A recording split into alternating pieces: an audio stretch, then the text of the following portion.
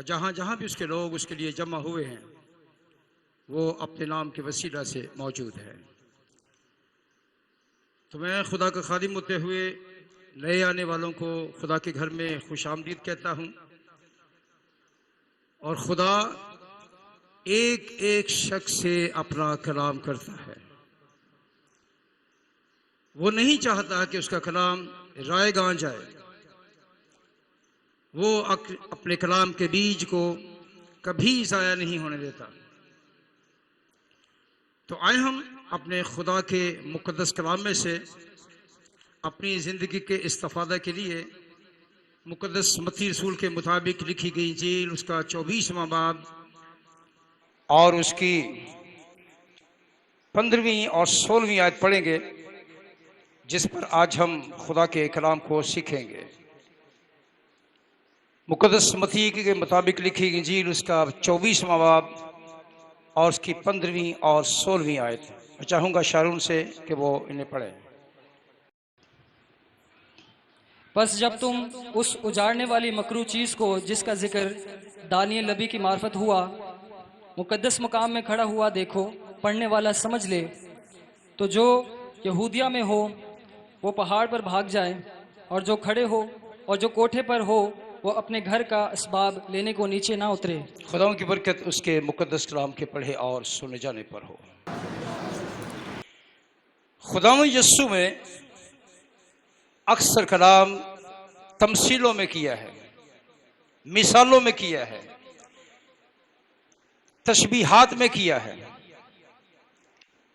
और उसने वाज़ेह बात कही है कि मैं तुमसे कहता हूं। खुदावंद यीशु मसीह ने मैं का लफ्ज़ इस्तेमाल किया, मैं तुमसे कहता हूं, और यही लफ्ज़ खुदा ने इस्तेमाल किया है। हम कलाम मुक़द्दस का जब मुताला करते हैं तो हमें यह पता चलता है कि खुदावंद यीशु ने नबियों के कलाम का इस्तेबाक बहुत कम किया है, लेकिन नबी एक बात कहता है कि ये कलाम खुदा का है, ये यहोवा खुदा का कलाम है, ये खुदा की तरफ से है। लेकिन कलाम में ये लिखा है कि खुदा ये चाहता है कि हम उस बात को समझने की कोशिश करें जो हमसे हुई है या हो रही है। खुदावंद यीशु ने अपने शागिर्दों को जब उनसे गुफ्तगू कर रहा है तो शागिर्द हैरान होकर पूछते हैं खुदावंद यीशु से आने वाले हालात के मुतालिक, और फिर हैकल की इमारत के मुतालिक बातें करने लगे। ये इंसानी फितरत है कि वो जहां जाता है, अगर वो किसी पहाड़ी इलाके में गया है, पहाड़ों को देखकर, चश्मों देखकर, रस्तों को देखकर हैरान होता है और खुश होता है, और इसका तज़किरा एक दूसरे के साथ करता है। लेकिन खुदावंद यीशु मसीह अपने शागिर्दों से वो बातें करते हुए, क्योंकि वो जो शागिर्द हैं हैरान हैं, और इस हैरानी में वो उनको बताना चाहता है कि होने क्या वाला है। तो लिखा है 15वीं आयत में, आपने सुना, बस जब तुम उस उजाड़ने वाली मकरू चीज को जिसका जिक्र दानियल नबी की मार्फत हुआ है मुकद्दस मकाम में खड़ा हुआ देखो, पढ़ने वाला समझ ले। अब देखना यह है, समझना क्या है। ये कलाम 2025 साल से बाकायदगी से सुनाया जा रहा है। 2000 साल से, यानी कि 2,2500 साल से ये कलाम मुसलसल सुनाया जा रहा है, सुना जा रहा है, और इस पर अमल किया जा रहा है। खुदावंद यीशु मसीह ने जो असली बात यहां कही उसके मानी ये हैं कि ये इमारतें जो आज बड़ी खूबसूरत दिखती हैं, बड़ी पिचकारी से काम किया गया है, बड़ी मेहनत से बनाई गई हैं, ज़र मुबादला बड़ा खर्च हुआ है, यहां किसी पत्थर पर पत्थर बाकी ना रहेगा जो गिराया ना जाए। हम खुदावंद यीशु मसीह के कलाम को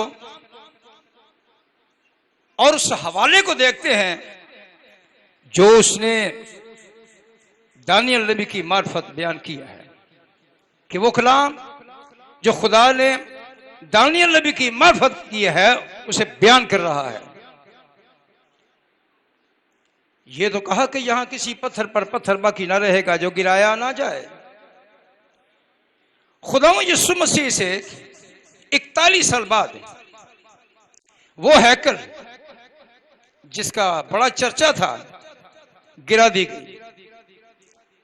सन 70 ईस्वी में खुदावंद यीशु ने जिसके मुतालिक बयान किया था वो हैकल पारा पारा कर दी गई। हम कलाम मुकद्दस का मुताला करते हैं तो हिस्ट्री हमें बताती है, सन से पता चलता है कि खुदावंद यीशु ने सन 26 ईस्वी में पानी का बपतिस्मा लिया और उसके बाद खिदमत शुरू की, और सन 29 ईस्वी में उसने अपना सारा काम मुकम्मल कर लिया। सलीबी मौत, जी उठना और 40 दिन जिंदा रहने के बाद आसमान पर चला गया। और उसके 41 साल बाद वो पेशन गोई जो खुदावंद यीशु ने की थी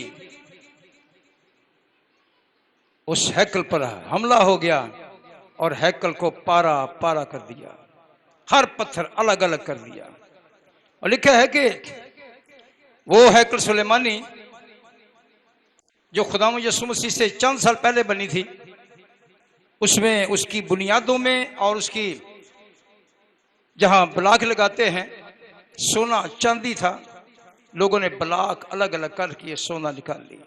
जहां सीमेंट लगा के ब्लॉक रखते हैं ना जी, वहां सोना पिघला के डाला हुआ था, इतना सोना था।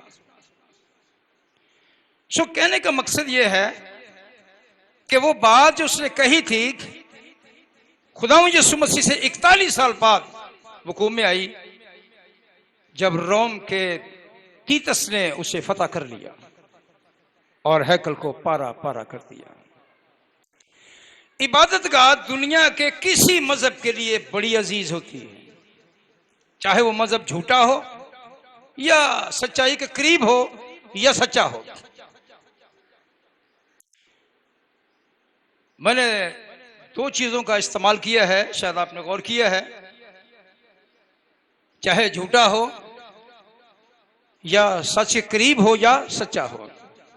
सच के करीब यानी कि वो कलाम जो पहले बयान हो रहा है, पढ़ा जाता है, उसी को पढ़ना और उसी की तफसीरें करके अपने लिए कुछ निकाल लेना, ये है झूठ सच के करीब। लेकिन सच क्या है?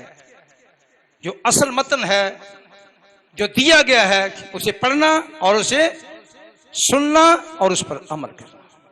पढ़ते तो हैं, आप पड़ोसियों को देखें, वो सारे हवाले बताएंगे हमें, हमारी किताब में ये लिखा है, हमारी अहादीस में ये लिखा है, लेकिन मानते नहीं हैं। इसका मतलब है सच के करीब है। सच क्या है? सच ये है, खुदा ने कहा कि जो कुछ मैं कहता हूं वो सच सच है। तो यहां लिखा है कि खुदावंद यीशु ने जो पेशन गोई की, जो बताया, उसे एज इट इज पूरा होता हुआ देखता है।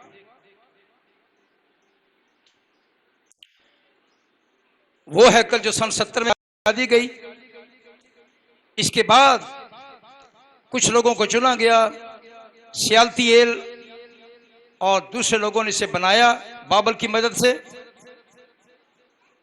लेकिन वो हैकल जाज़ेबे नजर नहीं थी। जिस तरह सुलेमान की हैकल थी, ये हैकल इस तरह की नहीं थी, ये टेम्परेरी थी। इसमें वो खूबसूरती नहीं थी, इसमें वो कीमती चीजें नहीं थी। अच्छी थी, खुदा का घर था, लेकिन सुलेमान जैसी हैकल नहीं थी। उसमें हीरे जवाहरात मोती, उसमें सोना चांदी बकसरत लगा हुआ था, जो निकाल लिया गया। अजीज प्यारी बहनों प्यारे भाइयों, हैकल को बर्बाद करने के लिए, हैकल को लूटने के लिए तमाम मजहब बिल्कुल रेडी रहते हैं आज भी। हैकल, मैं दो चीजें बयान करूंगा, एक है जिस्मानी अहमियत और दूसरी रूहानी अहमियत। अभी मैं हैकल की जिस्मानियत को बयान कर रहा हूं, क्योंकि जिस्म है, मादी है, तो इसके मुतालिक हमें जानना है कि सबसे पहले जिस्म है और उसके बाद रूह है, यानी कि रूहानियत है। लेकिन अक्सर बेशतर लोग ज्यादा जज्बे में आके रूही को पहले इस्तेमाल कर जाते हैं, लेकिन पहले जिस्म है और बाद में रूह है। खुदा ने भी इंसानी को बनाया था, लिखा है कि उसे बनाकर रख दिया और बाद में उसके नथनों में जिंदगी का दम फूंका तो इंसान जीती जान हुआ। यानी कि पहले खुदा ने रूह उसमें नहीं डाली, फिर बनाना शुरू किया। ये बहुत बड़ा भेद है जो खुदा बताना चाहता है। तो बता रहा हूं कि ये मादी चीज है, ये दुनियावी चीज है, ये दुनिया की चीजों से बनी हुई थी, इसलिए मैं बता रहा हूं क्योंकि कलाम बताता है कि पहले हमें ठोस चीज के मुतालिक जानना है। यानी कि जैसे ये बिल्डिंग है, जैसे हैकल थी या और चीजें हैं, महलात हैं, उसके बाद जो उनमें रहते हैं वो जिस्मानी और रूहानी हो सकते हैं। तो मैं बयान कर रहा हूं कि इस्राइल को लूटने के लिए, हैकल को लूटने के लिए तमाम मज़ाहब ने, तमाम कौमों ने जहां तक कोशिश हुई की है, कम नहीं किया। जहां दा लगा लूट लिया। ये सब कुछ लूट ही है। जिसे लोग माले गनीमत समझते हैं, वो लूट होती है। लूटा हुआ माल लोग उसे एक नाम देते हैं, माले गनीमत। लूटा हुआ माल माले गनीमत नहीं होता, डाका होता है, छीना होता है। सो कलाम इस बात की वजाहत करता है कि ये सब कुछ जो दिखता है सब का सब बर्बाद हो जाएगा, खत्म हो जाएगा। और जब खत्म हो जाएगा, लेकिन इसकी अहमियत कभी खत्म नहीं होगी। दानियल नबी का सहीफा है, उसका 11वां बाब और उसकी 31वीं आयत है, जिसे मिले पढ़ सकता है, पढ़ सकती है, मौका है। दानियल नबी का सहीफा है, उसका 11वां बाब है और उसकी 31वीं आयत है।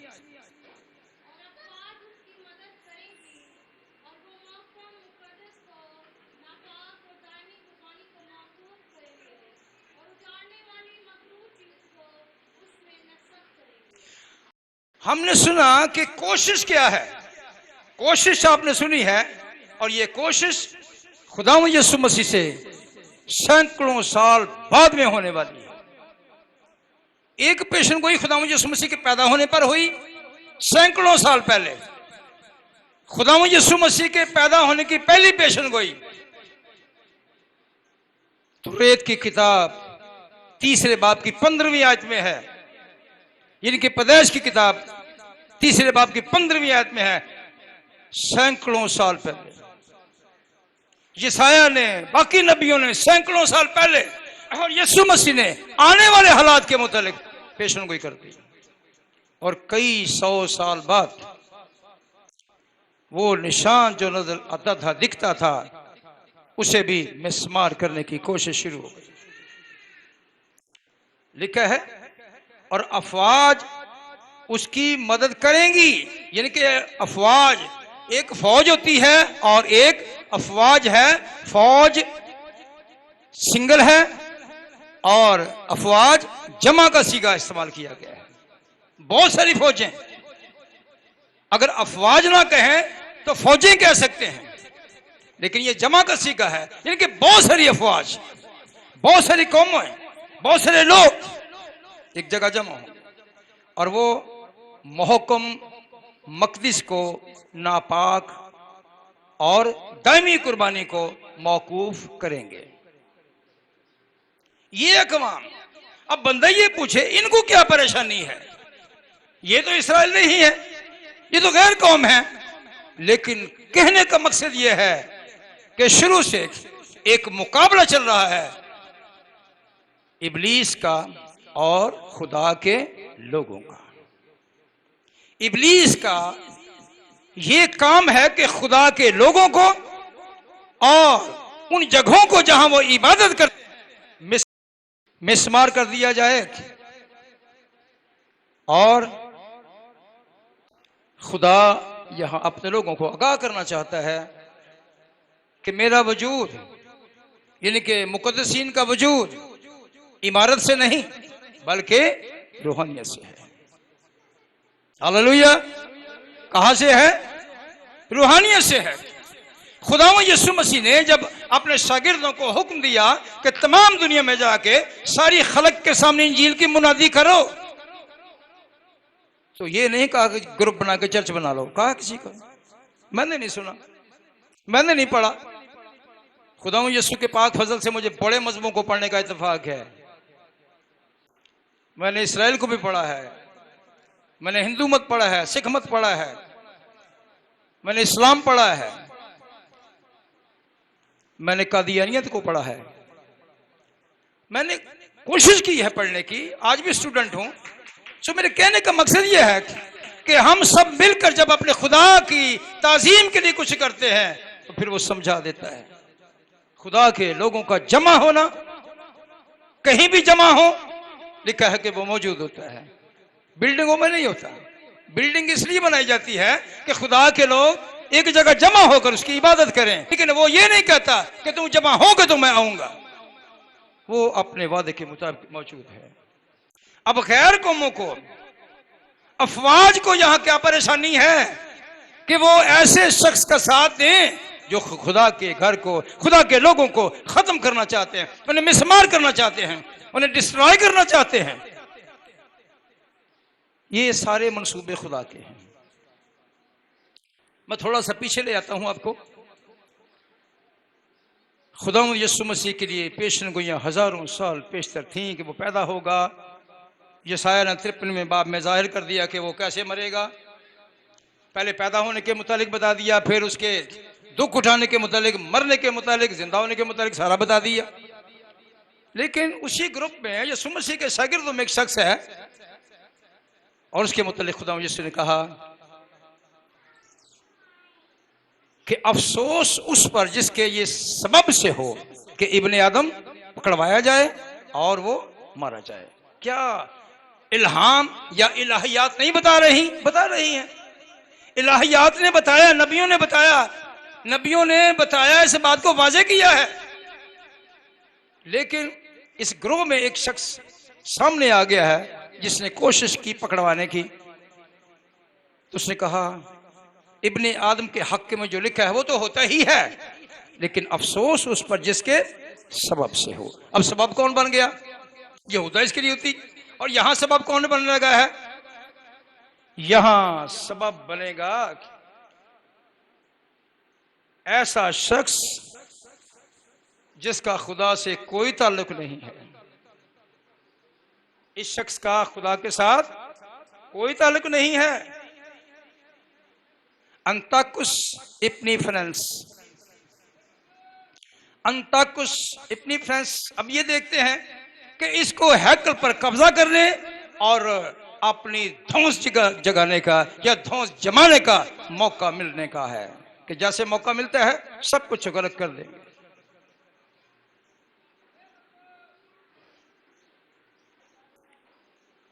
आए हम थोड़ा सा यहीं देखते हैं, फिर आगे निकलते हैं।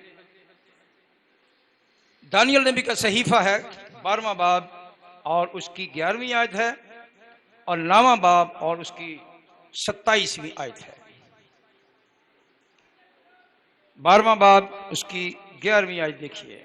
और जिस वक्त से दायमी कुर्बानी मौकूफ की जाएगी और वो उजाड़ने वाली मकरूह चीज़ नस्ब की जाएगी, 1290 दिन होंगे। हम यहाँ देखते हैं कि यहाँ कैलकुलेशन भी है। अगर मैं इसको खोलने लग गया तो फिर तो सारा दिन ही चाहिए, लेकिन चूंकि वक्त कम है फिर कभी सही। वाजे है, वाजे बयान है। और जिस वक्त से दायमी कुर्बानी, दायमी यानी वो कुर्बानी जो शुरू से है, दायमी मानी पुरानी भी होती है, उम्र रसीदा भी होती है। तो दायमी यानी कि जो वो कुर्बानी जो शुरू से थी। हम कलाम मुकद्दस में देखते हैं पहली कुर्बानी खुदा के हुजूर में चढ़ाई गई जो खुदा को कबूल हुई, और वो थी हाबिल की कुर्बानी। हाबिल ने जब कुर्बान किया बछड़े को, बर्रा उसके सामने लाया तो खुदा को पसंद आया। और काहिन जो बड़ा था, बड़ा सियाना बनता था, इसका मतलब यह है कि वो खुदा के हुजूर में वो कुर्बानी ना लाया जिसकी जरूरत थी। इससे पहले कोई मजहब नहीं थे। लोग कहते हैं जी हिंदुओं से, पारसियों से, ये वो बड़े बातें बताते हैं, किसी से अक्स किया जाता है। ये किसी से अक्स नहीं किया गया। ये सीधा सीधा कलाम तो जो समझना है। और जिस वक्त से दायमी कुर्बानी यानी कि पुरानी कुर्बानी, शुरू की कुर्बानी मौकूफ यानी खत्म की जाएगी। मौकूफ यानी खत्म की जाएगी, और वो उजाड़ने वाली मकरूह चीज नस्ब की जाएगी। कलाम मुकद्दस में लिखा है कि इसराइल में यानी कि पूरे बड़े सगीर में एक मुल्क जिसका नाम इसराइल है। क्या नाम है उसका? इसराइल। लोग उसे इसराइल कहते हैं। क्या कहते हैं? इसराइल। ईल नहीं होता, एल होता है। एल, अलफ ये लाम मीम, इसका मतलब होता है खुदा। खुदा का नाम क्या है? एल। जब हम एलोहीम कहेंगे तो ये जमा के सीगे में आएगा। एलोहीम, एथ, एलोहीम। खुदा ये चाह रहा है कि वो दायमी कुर्बानी जो मुझे कबूल थी वही चले, और वही उसने कौम बनी इसराइल को दी कि ये नस्ल दर नस्ल तुम्हारे लिए दायमी कानून हो।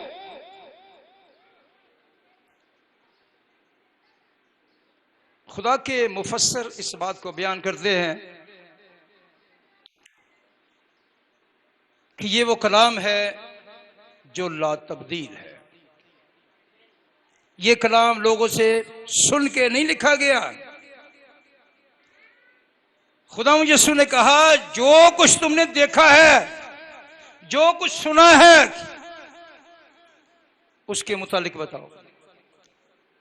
बढ़ा के बताने की जरूरत नहीं है। अगर मुजज़ात के मुतालिक बात करें तो हिस्ट्री बताती है कि इतने मुजज़ात हुए हैं कि अगर वो मुजज़ात सारे लिखे जाते तो बाइबल ना तो छपती और ना इतनी बड़ी कोई पढ़ ही सकता।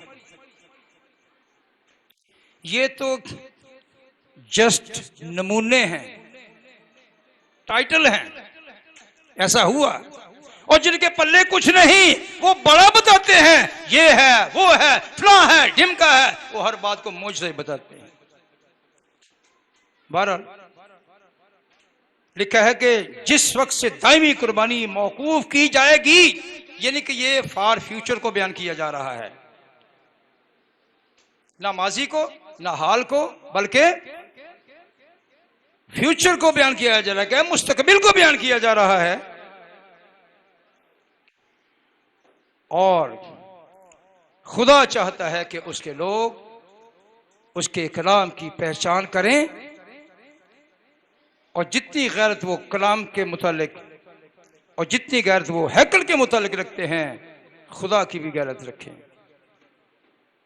कलाम में लिखा है वो गैरत तो रखते हैं मगर समझ के साथ नहीं। गैरत तो है लेकिन समझ के। लोग गैरत में कत्ल कर देते हैं, तो क्या लिख देते हैं वो, ये कौन सी मौत मारी है इनको? गैरत की मौत। गैरत तो होश देती है बंदे को, अकल देती है। तो जो बिला वजह आ जाए तो उसमें कत्ल गारत भी होगी, हंगामे ही होंगे, लूट घुसूट होगी और फिर नुकसान होंगे। हम देखते हैं दानियल की किताब नामे बाब की 27वीं आयत में, तो देखते हैं कि खुदा ये चाहता है,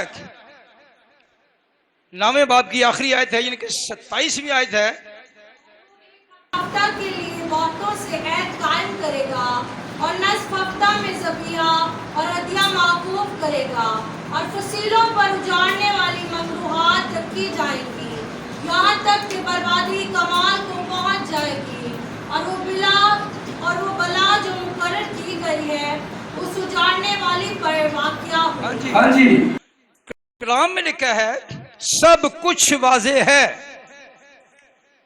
सिर्फ जरूरत है ध्यान देने की। सब कुछ वाज़े है, बात किस चीज की है? ध्यान देने की, गौर करने से।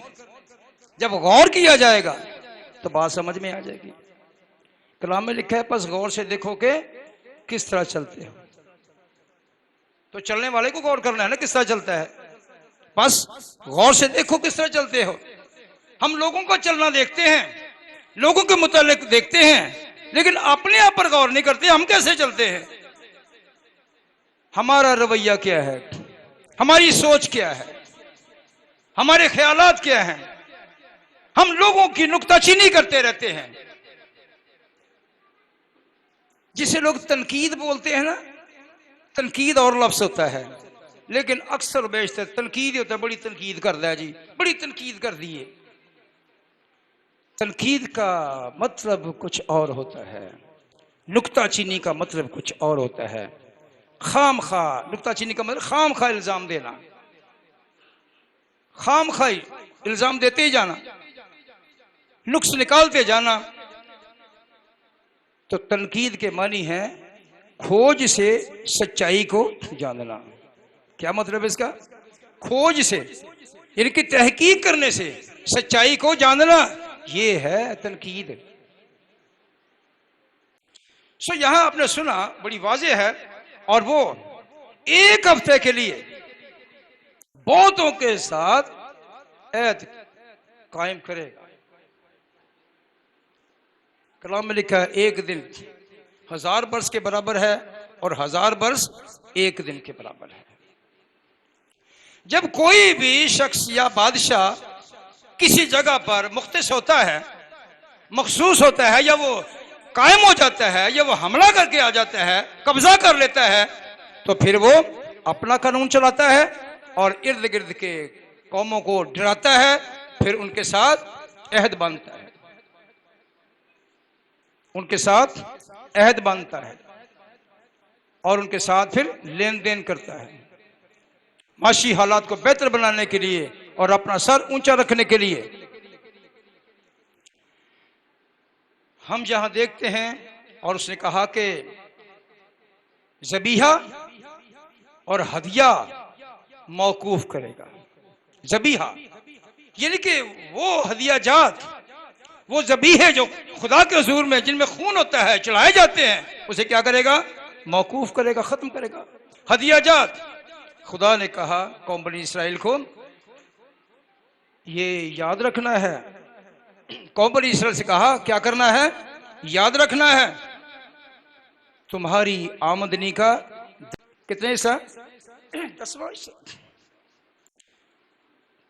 क्या इसराइल के लोग गरीब नहीं थे? पतरस, गरीब थे ना, कि सबकी मिलने चलती थी, सबके बैंक बैलेंस थे, सबकी बड़ी बड़ी उस जमाने में गाड़ियां थी, बड़े बड़े कारोबार थे, जहाज चलते थे, गरीब भी थे, किसान थे।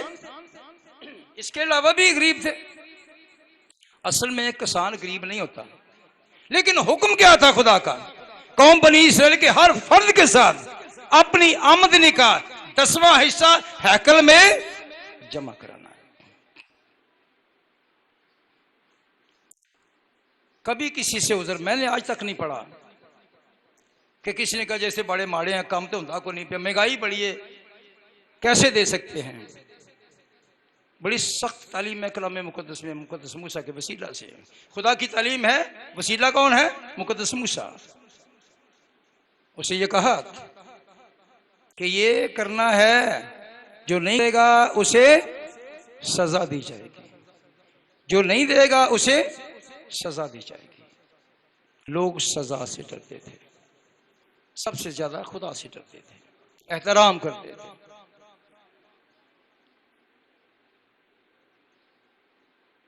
आज इस्राइल पूरी दुनिया में एक पॉइंट है, नुक्ता है, यानी कि जैसे आप पेन के साथ नुक्ता डाल देते हैं ना, इस्राइल है दुनिया में। खुदा ने जो वादे इनके साथ किए थे वो पूरे किए थे, लेकिन ये अपनी बेईमानियों की वजह से, अपनी हरामकारियों की वजह से, अपनी बेवफाइयों की वजह से पस्ती में आ जाते थे। खुदा नहीं चाहता था कि ये पस्ती में आए।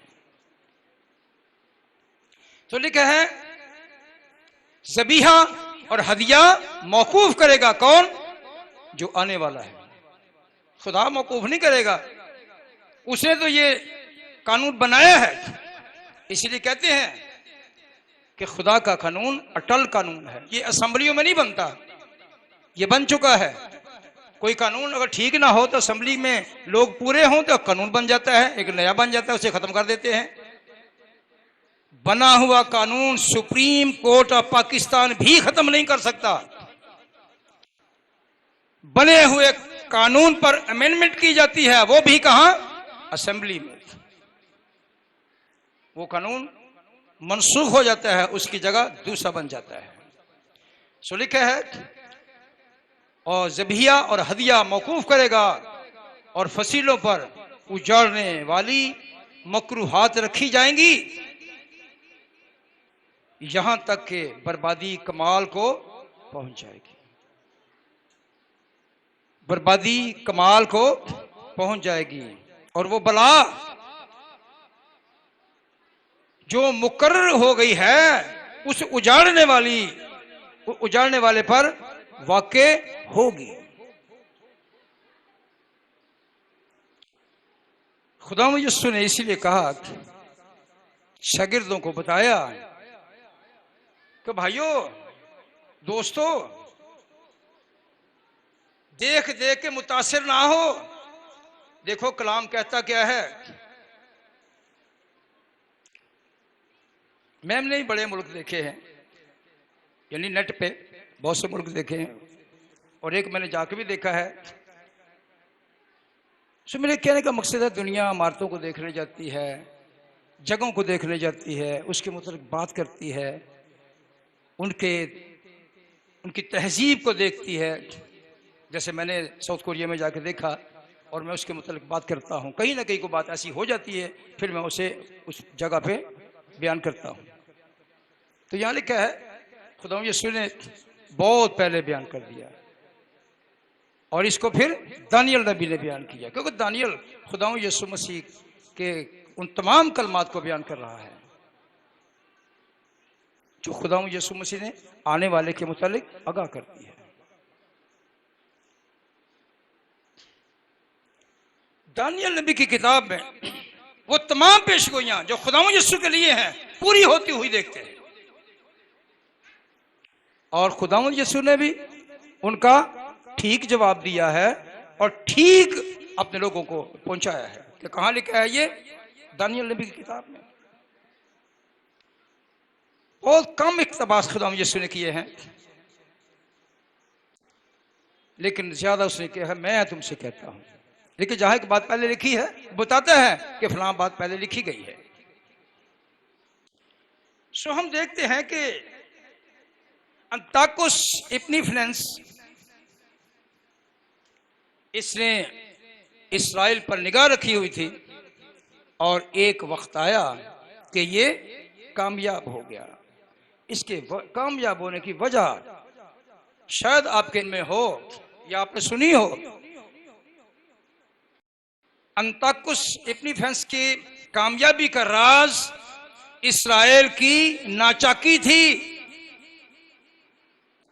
इस्राएल की नाचाकी थी। कबाइल आपस में लड़ रहे थे। कबाइल एक दूसरे को बुरा भला कहते थे, कत्लो गारत करते थे। इसका हवाला खुदा यसू ने यूं दिया है कि जिस घर में फूट पड़ती है वहां सब कुछ बर्बाद हो जाता है। जिस घर में फूट पड़ती है वो घर बर्बाद हो जाता है। जिस मुल्क में फूट पड़ती है वो मुल्क बर्बाद हो जाता है। फूट नफरत की निशानी है। तो यहां अंताकुस इपीफेनेस अगर कामयाब हुआ है तो उसकी वजह क्या बताई है मैंने? कौम इस्राइल में नाचाकी, नफरत, एक दूसरे को कबूल ना करना। मुझे बढ़ाता है, जब दूसरा को मुझे बढ़ाता है तो फिर क्या होगा? लड़ाई होगी। मुझे तो खैर आता ही कुछ नहीं ना, दुनिया को तो बहुत कुछ आता है, लेकिन जो बेचारे बड़े जीरो होते हैं ना उनको ज्यादा आता है। वो बताते हैं मैनू बड़ा होता है। कलाम इस बात की वजाहत करता है। खुदा यीशु ने कहा अपने बंदे पौलुस के वसीला से कि दूसरे को अपने से बेहतर जानो। मैं भी यहां आरामी यूनानी बयान कर सकता हूं, खुदा के पाक फजल से आती है मुझे, लेकिन चूंकि इस बात की जरूरत नहीं है। अगर मौका मिलता है तो वहां ये चीजें बयान करते हैं, इसलिए कि वहां उस्ताद लोग बैठे होते हैं। लेकिन मैं तो इंजील का उस्ताद नहीं हूं, मैं तो स्टूडेंट। तो कलाम मुकद्दस में हिस्ट्री बयान करती है कि अंताकुस ने अपना नाम अंताकुस का मतयूल बयान किया, खिताब दिया अपने आप को। और वो खिताब क्या है जी? यूनानी में है रोशन या मुमताज। इपीफेनेस का मतलब है रोशन या मुमताज। रोशन रोशनी करने वाला, मुमताज सबसे ऊपर।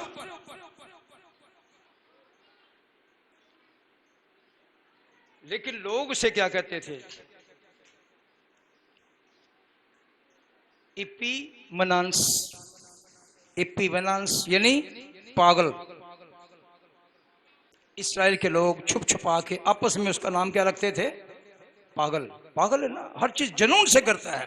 और कोई भी कायद जो अपने आप को कायद समझता है और वो सिर्फ जुनूनी है, उसमें इल्म का जर्रा भी नहीं है, चाहे वो कितना पढ़ा लिखा क्यों नहीं है, चाहे वो कितना भी आलिम क्यों नहीं है, और अगर सिर्फ और सिर्फ एक ही धुन में रहता है या एक ही लय में रहता है तो इसका मतलब यह है कि वो कामयाब नहीं है। सो उसने अपना लक़ब रखा रोशन, मुमताज, लेकिन लोग उसे पागल कहते थे। उसकी पागलपन की हद क्या है कि इस्राएल की हैकल में बुत नस्ब किया जाए। उसे ऐसे कर दिया। उसने खुदा की हैकल में अपना बुत लगा दिया। कहता इसे पूछो मैं खुदा हूं।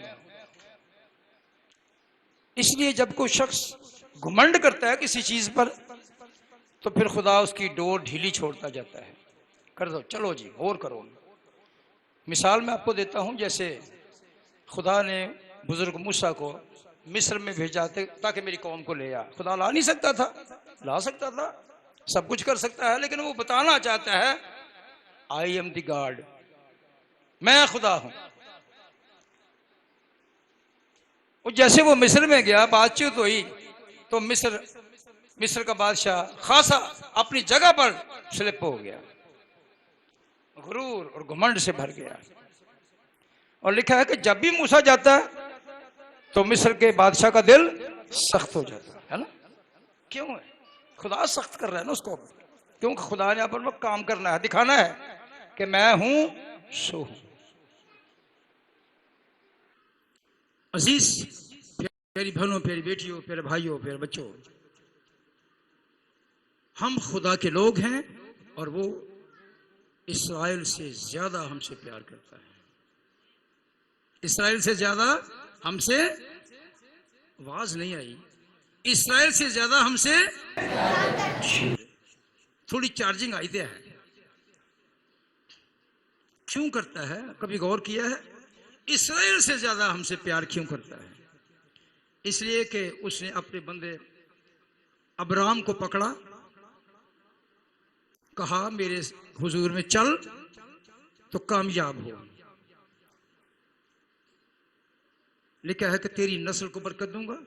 फिर उसकी नस्ल में से एक शख्स का नाम याकूब, जिसको तब्दील करके इसराइल रख दिया। लेकिन यहां मैं आपको और मसीह के लोगों को बता रहा हूं क्यों है, क्यों ज्यादा प्यार करता है। उसकी वजह क्या है कि ये उसका बेटा है जिसने अपनी जान दी है। मूसा ने जान नहीं दी किसी के लिए, नबियों ने जान नहीं दी किसी के लिए। नबी तो वो कॉन्स्टिट्यूशन दिया गया है, अमल करवा रहे थे, लेकिन नाकाम रहे। इस्राएल में बुत परस्ती ना सिर्फ आम लोग करते थे, बादशाह भी करते थे। बड़ा इनके ज्यादा राज खोलने की जरूरत नहीं है, हमारे पास बहुत कुछ है, लेकिन समझ देख लिए इनको जानना जरूर है। उसने कहा हैकल में मेरा भी बुत लगाओ, लेकिन वो इससे पेशतरी मर गया। दूसरी वजह उसकी जिंदगी में ये थी कि कौम बनी इस्राएल को सफाए हस्ती से मिटा देना है। ये जुनून था उसका। अंताकुस एपिफेनेस ने कहा कि इस्राएल को सफाई हस्ती से मिटा देना है। इस्राएल तो आज भी कायम है, लेकिन अंताकुस मिस्र के बादशाह या तमाम उसके खिलाफ चलने वाले लोग, उनकी नस्लें खत्म हो गई हैं, लेकिन इस्राएल आज भी मौजूद है। हालेलुया! इस्राएल आज भी मौजूद है और ये मौजूद रहेगा। अगर ये अटकुल से बने होते, अंदाजे से बने होते, जैसे लोग कहते हैं, दावा करते मैं नबी हूं, खुदा ने मुझे नबी होने के लिए मसा किया है, उनको पूछे मसा क्या होता है, पता नहीं। जिसको खुदा मसा करता है यानी मखसूस करता है, उससे काम भी लेता है, ठीक बदले काम लेता है। वो आदमी तंग हो, खुश हो, जैसे भी हो, काम उसने लेना है। अजीज प्यारी बहनों, प्यारे भाइयों, लोग अपनी फ्रेंड्स को पागल कहते थे, जुनूनी कहते थे। इसकी बड़ी सारी वजूहात हैं जो हिस्ट्री में लिखी हैं। कलाम ने इसको बयान नहीं किया। हिस्ट्री में लिखा है कि ये बादशाह होते हुए लोगों को पत्थर मारा करता था। तो ये कौन करते हैं? शरारती बच्चे। जो शरारती बच्चे होते हैं, ये किसी को पत्थर मार, किसी को गाली दे, किसी को ये कर, किसी को वो कर, और जैसे किसी को कुछ किया वो आगे से गाली दे खुश होते हैं। तो लिखा है कि बादशाह था, लेकिन करतूतें कैसी थी इसकी? पागलों जैसी। लोग, इस्राएल के लोग इसे पागल कहते थे। यहूदी मजहब को खत्म करने की ठान ली उसने, छोड़ना नहीं किसी को, लेकिन खुद छूट गया। वो तो वैसे के वैसे रह गए और खुद अल्लाह अल्लाह हो गया। खुदा यीशु ने बड़ी वजाहत से इन बातों को बयान किया है। बस जब तुम उस उजाड़ने वाली मकरू चीज को, जिसका जिक्र दानियल नबी की मार्फत है, मुकद्दस मकाम में खड़ा हुआ देखो, तो पढ़ने वाला समझ लो। मुकद्दस मकाम में, और इसने वो सब कुछ किया जिसकी जरूरत न थी। उसको तो शायद जरूरत थी, लेकिन खुदा को इन चीजों की जरूरत इसलिए पेश आई कि अपने लोगों को बताए कि मैं सब कुछ कर सकता हूं, सब कुछ।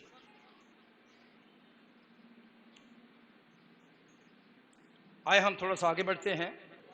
अमसाल की किताब निकालें, अमसाल 12वां बाब उसकी 32वीं आयत। झूठे लबों से खुदावन को नफरत है, लेकिन रास्तकार उसकी खुशनुदी है। झूठे लबों से खुदावंद को नफरत है। नाराजगी एक चीज होती है और नफरत दूसरी चीज होती है। नाराजगी खत्म हो सकती है, लेकिन नफरत बढ़ती जाती है, नफरत नहीं खत्म होती है। घरों में देखो ना, लचाकी हो जाती है, लड़ाई झगड़ा हो जाता है, गुस्से हो जाए, मियां बीवी गुस्से हो जाते हैं। वजह क्या होती है? किसी मौके पे एक दूसरे के साथ इख्तलाफ होना, ये नफरत नहीं है, ये कहते हैं प्यार की निशानी है। यानी कि इख्तलाफ होना चाहिए, लेकिन जब नफरत हो जाती है, फिर झूठ पे झूठ होता है, फिर क्या होता है? फिर नुकसान ही होता है। खुदा को झूठे लोगों से नफरत थी और आज भी है। इसने क्या किया? ये भी तो झूठा है। हम खुदा के इल्हाम को देखते हैं, अंताकुस ने, जिसका कोई तल्लुक ही नहीं है, वो खामखा खुदा के लोगों को बर्बाद करने और खत्म करने की धुन में है। और उनको पता है कि इस्राएल एक ही चीज से चिढ़ते हैं, इसके लिए जान दे देना चाहते हैं, वो है खुदा की दिखाई हुई हैकल, जहां वो इबादत करते हैं। और इसके बाद खुदा के कलाम के वो हिस्से तो रहत बाकी सहायब, और उसने हुक्म दिया। उसके हुक्म में ये है कि दायमी कुर्बानी मौकूफ की जाए, हदिया मौकूफ किया जाए। फिर यहां तक उसने हुक्म दे दिया कि इस्राएल का कोई आदमी तो रेत या अंबिया की किसी किताब को, किसी सहीफे को पढ़ता हुआ अगर मिल गया तो उसे कत्ल कर दिया जाएगा। लिखा है कि उसने सारे इस्राएल से जहां तक उसकी कोशिश हुई, उसने सहायफ को इकट्ठा किया, इलाही किताबों को इकट्ठा किया और जला दिया। हुक्म दे दिया जला दो, और यह हुक्म दिया कि अगर कोई शख्स अपने पास तो रेत या दूसरी किताब को रखेगा तो उसे कत्ल कर दिया जाएगा, क्योंकि लोगों के पास थी। जहां किताब खत्म हो जाती थी, शायद आपको इल्म हो, तो किताब तो नहीं पढ़ते थे, लेकिन लोगों को किताब जुबानी याद होती थी। जुबानी, हमें तो 2 आयतें याद नहीं होती, तो उन्हें किताबें याद होती थी। किताबें लेके छीन के जला देते थे, फाड़ देते थे, फेंक देते थे, लेकिन वो पढ़ते रहते थे, एक दूसरे को बताते रहते, रिवीजन होती रहती थी। कलाम में लिखा है कि उसने हुक्म दे दिया कि कौम बनी इस्राएल के किसी लड़के का खतना ना किया जाए। हुक्म दे दिया कोई अपने खुदा की इबादत ना करे, कोई तौरेत या अंबिया की किसी किताब को ना पढ़े। तो बताया है ना कि अगर पढ़ता हुआ मिल गया तो उसे मार दिया जाएगा। तो क्या इन हथकंडों से कौम बनी इस्राएल खत्म हो गई? जी नहीं। जहां खुदा की तरफ से मुश्किल होती है, खुदा ही उसे निकालता है, उसमें से निकलने की राह निकालता है। सोजीज प्यारी बहनों, प्यारे भाइयों, ये उजाड़ने वाली चीज जिसने कौम बनी इस्राएल को उजाड़ने के लिए, जिसकी यहां तशबीह दी, और फिर उसके बाद खुदा यीशु मसीह ने पेशनगोई कर दी कि जिस चीज के मुतालिक तुम बड़े हैरान होते हो ना, कैसी कैसी इमारतें और कैसे कैसे पत्थर हैं, बल्ले बल्ले कैसे कैसे रखे, ऐसी ऐसी जगहों पे शायद आप गए हैं कि नहीं, मैं गया हूँ, मैंने टीवी में भी देखा है, नेट पे भी, ऐसे ऐसे पत्थर जो 20-20 फुट लंबे हैं और 6-6 फुट चौड़े हैं। कोई मशीन नहीं होती थी, कुछ भी नहीं होता था, तो चढ़ाए कहाँ हैं जी? ओ 100 फीट ऊपर कैसे चढ़ गए हैं, खोपड़ी घूम जाती है बंदे की कि ये कैसे चढ़े हैं। आज तो मशीन से उठा के यहाँ रख देते।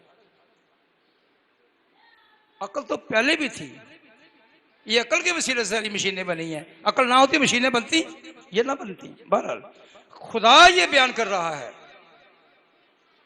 ये सब कुछ मादी है, खत्म होने के लिए है, लेकिन असल क्या है?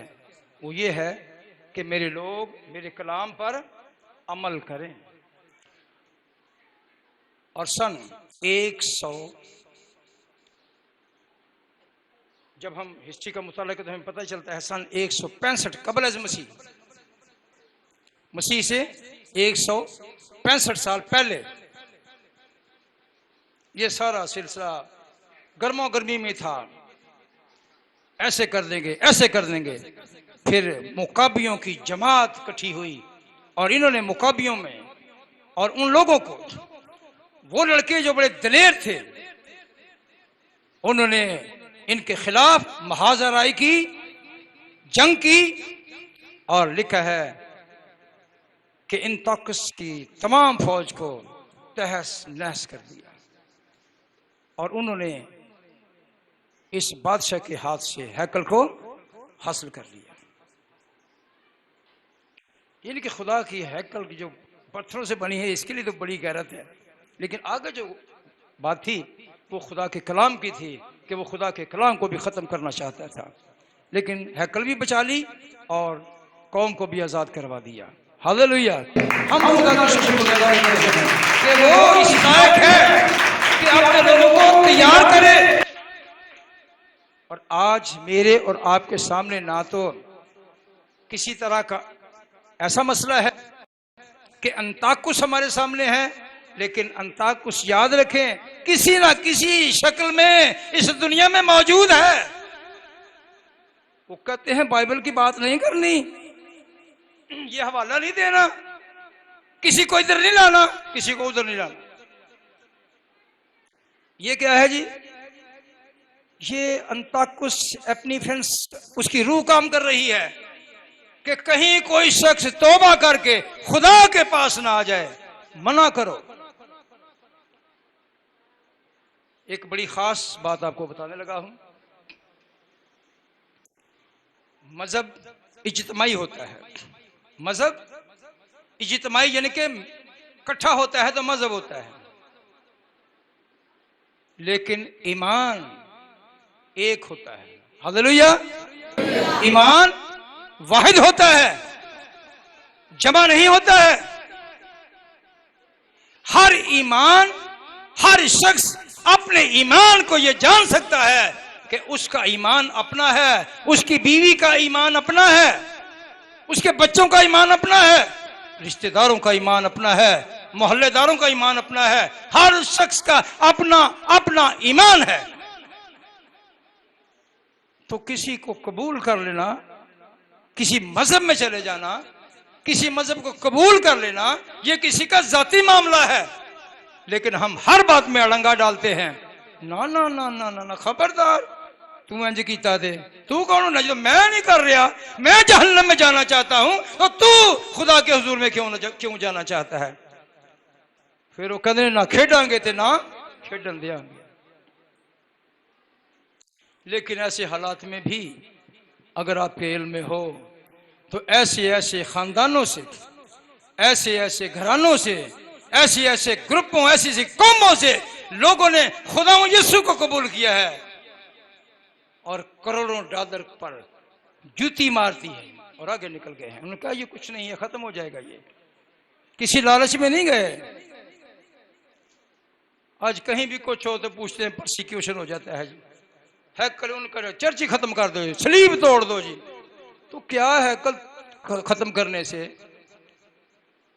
अपनी फ्रेंड्स ने वहां बुत लगाने से, हैकल का नुकसान करने से, जबिये बंद करने से, हदिया बंद करने से?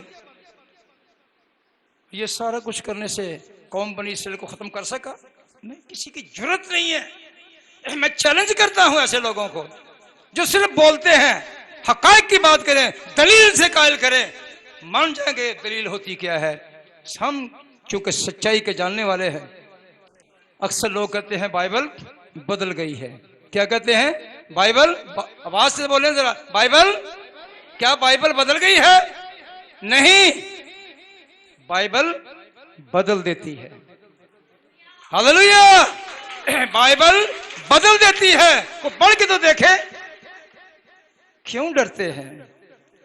ये जान उनकी नहीं है, ये किसी की है, ये किसी ने आपको दी है, ये इसकी मुहाफजत करनी है बस। जान लेना, जान देना तुम्हारा काम नहीं है। तो जैसे मैंने कहा कि ईमान वाहिद होता है, जमा नहीं होता। मजहब जमा होता है, सब लोग जमा होते हैं तो मजहब होता है। तो मजहब के लुग़वी मानी है जुदाई, नफरत। कोई पूछता है केड़ा मजहब जी तुहाडा है? जैसे क्रिश्चियन हो, अच्छा तुसी कौन हो? जैसे मुसलमान। तो दोनों में जुदाई हो गई। कोई कहता है मैं हिंदू हूं, कोई कहता है मैं ब्राह्मण हूं, कोई कहता है मैं सिख हूं, कोई कहता है मैं बुद्धिस्ट हूं, वगैरह वगैरह। हर मजहब में गिनने चाहे लगे तो गिनी नहीं जाते, इतने मजहब हैं। लेकिन सारे मिलकर एक ही काम करते हैं कि सच्चाई को खत्म करना है। सारे झूठे 99 झूठे इकट्ठे हो जाएं तो एक सच्चे को खत्म नहीं कर सकते, नहीं कर सकते और नहीं कर सकते। सो मेरे और आपके लिए रूहानी और जिस्मानी जो मानी है वो ये है कि हम खुदा की हैकल हैं। हमें अपना ख्याल रखना है। कलाम मुक़द्दस में लिखा है कि तुम खुदा का जिंदा मक़दिस हो। बात पर गौर करें, क्या लिखा है? तुम खुदा का जिंदा मक़दिस हो।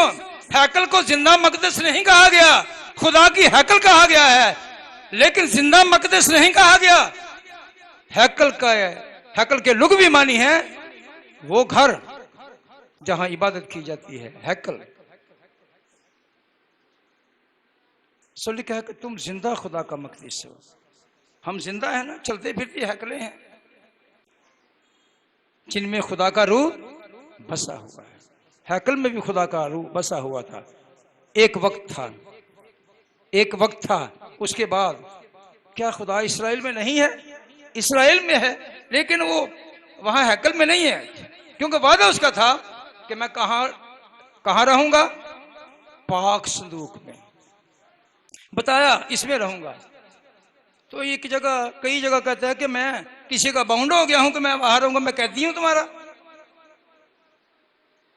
लेकिन कलाम में लिखा है कि खुदा अपने लोगों से कहता है कि तुम खुदा का जिंदा मक़दिस हो, जिनमें खुदा का रूह बसा हुआ है।